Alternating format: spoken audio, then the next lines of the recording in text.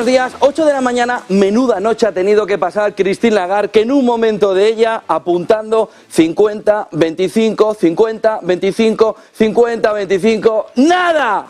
Esa es la cuestión esta mañana. Si Lagarde al final deja la subida de tipos de interés en nada. Vamos a ver Frankfurt a partir de las 2 de la tarde, pero 50, 25, 50, 25, 50, 25... ¿Y si Lagarde está en jaque mate a estas horas? ¿Y si Lagarde ha estado sin dormir? Y no solo metafóricamente, porque lo que viene encima es el movimiento en el que, haga lo que haga, los culpables de la situación que ahora mismo tenemos encima de la mesa por culpa de una subida tardía y demasiado acelerada de tipos de interés, se están encontrando ahora mismo en jaque mate y sobre todo frente a la pared, acorralados, viendo que cualquier decisión que hagan, por culpa de haberse cargado el sistema por el camino, va a estar vista de manera incorrecta. 50 puntos básicos apuntaba esta noche Christine Lagarde en su agenda y decía, me van a culpar si la crisis financiera no se ataja. 25 puntos básicos, voy a llamar a que la situación financiera es peligrosa para el conjunto de los bancos europeos. ¿Y cero? ¿Nada? Se desatará el pánico total. Por lo que... Hasta el punto de que el propio Banco Central Europeo, como te comentaba antes, está sondeando el mercado para ver no solo la exposición que tienen los bancos a Credit Suisse, sino cuál puede ser el siguiente. Porque en toda crisis financiera, cuando se produce una caída, cuando se produce una intervención, barra quiebra, barra rescate, llámalo como quieras, está todo el mundo peinando el mercado a ver quién es el siguiente. Y veremos lo que sucede con Deutsche y veremos lo que sucede con otros grandes gigantes financieros. El Banco Central Europeo tiene un plan. Tiene varios planes, pero en el ámbito de la concentración bancaria, el Banco Central Europeo quiere que queden 3 o 4 bancos solo en la Unión Europea, en la Eurozona, perdón.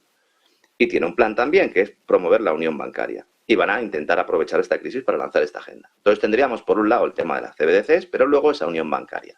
Nos van a explicar que las regulaciones nacionales no sirven para nada, que hay que promover esa unión bancaria, que además hay que crear ese tesoro único europeo que muchos sueñan y que también se va a intentar poner en marcha en esta crisis. Y lo que hagan con los tipos de interés irá dirigido en esta línea. Yo no me atrevo a hacer predicciones, otras veces sí, sabes que además soy de los que me mojo, pero no sé realmente lo que va a hacer Christine Lagarde y creo que ahora, que son las 10:27 de la mañana, ya tampoco, José Antonio. Tenemos por otro lado en Estados Unidos cómo el Tesoro va acercando a la familia Biden. Se van a entregar los informes que implican al hijo y al hermano del presidente, precisamente en negocios oscuros. ¿Cómo puede afectar eso en la carrera presidencial hacia 2024?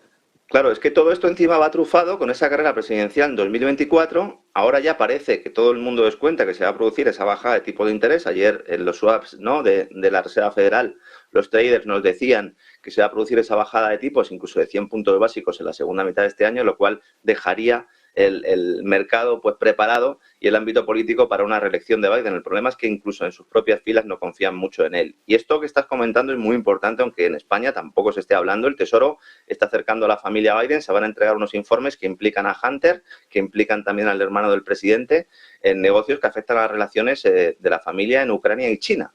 Fíjate, justo qué dos países para hacer negocios, ¿no? Estos informes son los denominados SAR, que son informes de actividades sospechosas, que entregan los bancos al Departamento de Delitos Financieros del Tesoro, el FinCEN, organismo bastante recordado en Andorra, ¿verdad? Te acordarás con aquella operación famosa.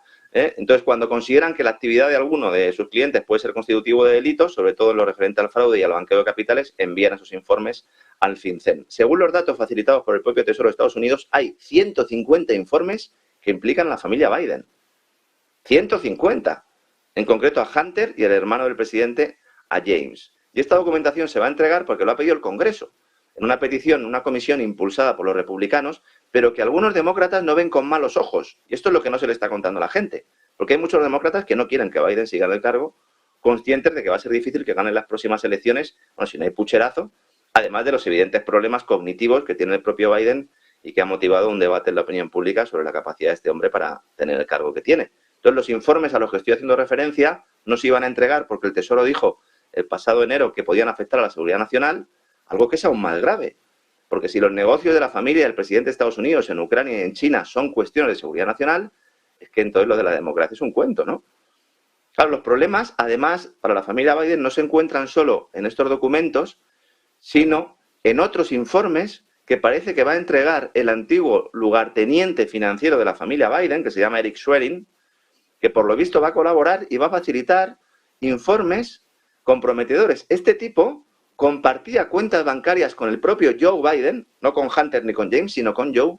Era apodado el hombre del dinero de la familia Biden y era el presidente de Rosemont Seneca Partners, el famoso fondo creado por Hunter Biden y varios asociados, con los negocios en Rusia, Ucrania, China, en Rumanía también.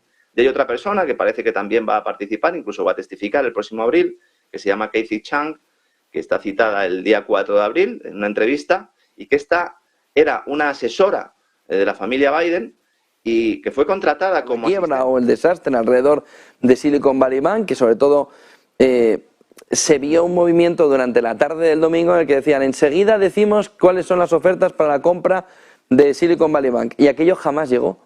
¿Qué es lo que ha sucedido alrededor? Porque también pasó ayer en el caso de Credit Suisse, cuando UBS y Safra parecían interesarse por la compra de Credit Suisse, de su competidor.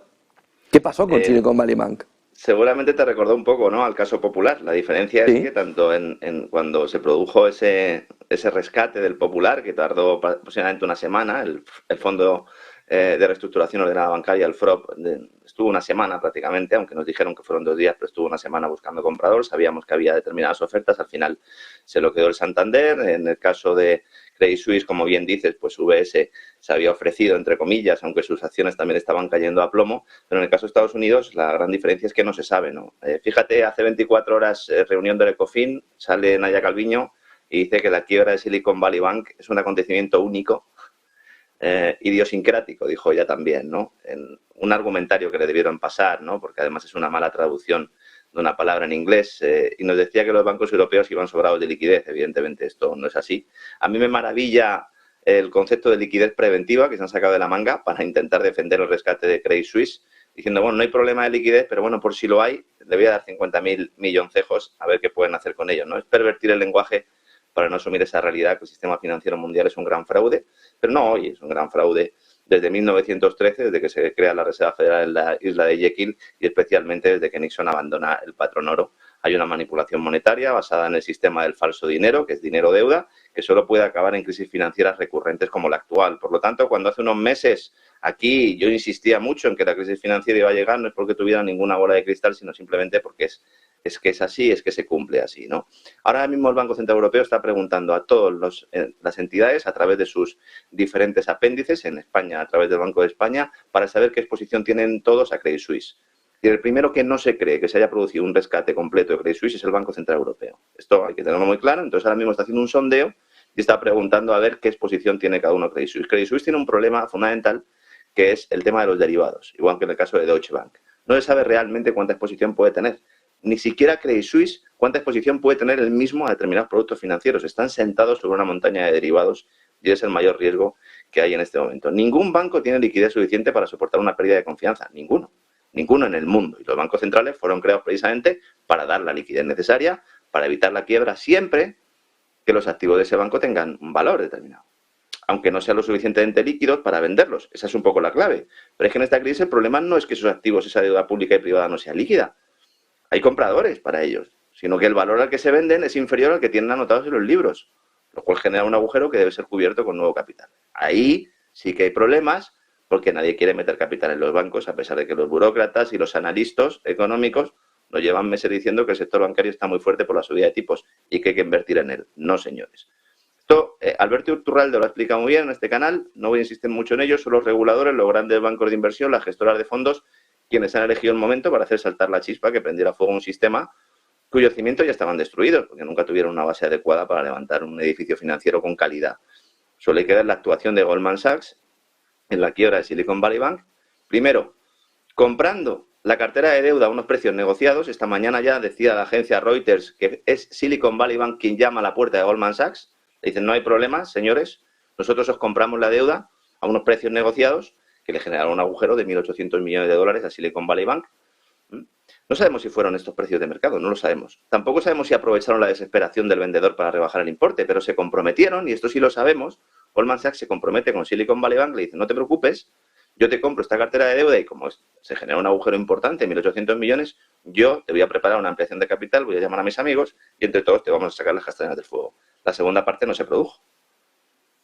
¿Cuál es el papel de Goldman Sachs aquí? Eso es lo que hay que aclarar. Lo más inquietante también es la actuación de la Casa Blanca y del Fondo de Garantía, y ya recogiendo un poco lo que me preguntaba José Antonio, porque según han denunciado políticos republicanos, resulta que había varios candidatos que querían comprar Silicon Valley Bank antes de que quebrara, con las condiciones que fueran, pero en todo caso mejores a realizar un rescate como el que anunció posteriormente el Tesoro y la Reserva Federal. Y esto habría evitado precisamente esta intervención, garantizando los depósitos. Según Kevin Hassett, que es el que fue presidente del Consejo de Asesores Económicos de la Casa Blanca con Donald Trump, desde el despacho Oval se rechazó este rescate privado porque los compradores, que no sabemos quiénes son, insisto, estaban en una de las listas negras de la administración Biden. Hay listas blancas y negras en la administración Biden. Esto es un escándalo mayúsculo que está pasando bastante desapercibido con toda la marabunta y con todo el terremoto que estamos viviendo, porque rechazar estas opciones de rescate privado nos hace pensar que había cierto interés en provocar justo ahora el derrumbe. Las circunstancias estaban preparadas para el derrumbe, pero hay alguien que tiene que tocar la corneta, y ese que toca la corneta previamente ha vendido. No le ha faltado tiempo a otro de los grandes gigantes financieros, a BlackRock, para decir que se trata de la primera ficha de dominó en caer. Estos eran los que nos decían que la bolsa iba a subir, que iba a caer un 30%. But it's clear now that President Biden is being pushed out of office. All of the deep state pieces are coming together. Will he be replaced by Kamala Harris? That seems to be the most natural course of action, of course, or Hakeem Jeffries, and then eventually Gavin Newsom. There seem to be priming Gavin Newsom to be the one that takes over in the long run. Major breakthrough in the Hunter Biden investigation. After months of stonewalling, Republicans finally getting their hands on suspicious bank records pertaining to President Biden's family. A top GOP lawmaker claims one of the docs reveals that a previously unnamed Biden family member got a cut of a $3 million payment from a Chinese energy company 2 months after Joe Biden left the vice presidency. They started wiring money to Biden family members, plural. And there were 3 different Biden family members that received a cut from that $3 million, including a new Biden family member that's never before been included in any of these investigations. So, Judge, what do you think that was the threat from the House Republicans about the hearings that made the Treasury Department turn over these wires? I'd like to think so, Dana, but the truth is, in this day and age, I don't think anyone on the left is afraid or kowtows to the law or to a subpoena or any of that stuff. I think that chances are someone may have already had this, someone may have leaked some of it. But look, this is a treasure trove of information for a prosecutor. You know, we just saw the Murdaugh trial, right? It was totally circumstantial evidence. This is not just circumstantial. We have eyewitness evidence that, along with this additional circumstantial evidence, points to the big guy, Bob Alinsky, testifying about Joe, and we're talking millions of dollars. And no one to this day, to my satisfaction, has shown how Joe Biden, whose wife is a teacher and he's been in government his whole life, is able to have 2 beach houses, a regular house, and the lifestyle that he has. Jesse, this revelation that a third Biden family member, we don't know who it is, that to me is pretty explosive news. Well, we think it's Jimmy Biden's wife, Jimmy the Chin, we call him on prime time. So this would be Lady Chin or Chinette.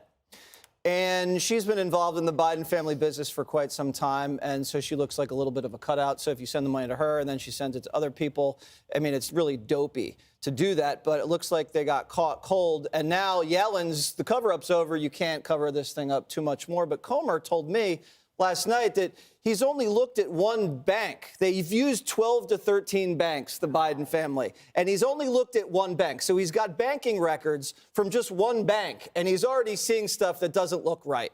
So once he gets all of the banking records and all of the suspicious international wire transfers, think about it, Dana. If $6 million comes into the Biden family bank accounts a month after Biden's the vice president, what was that work for? And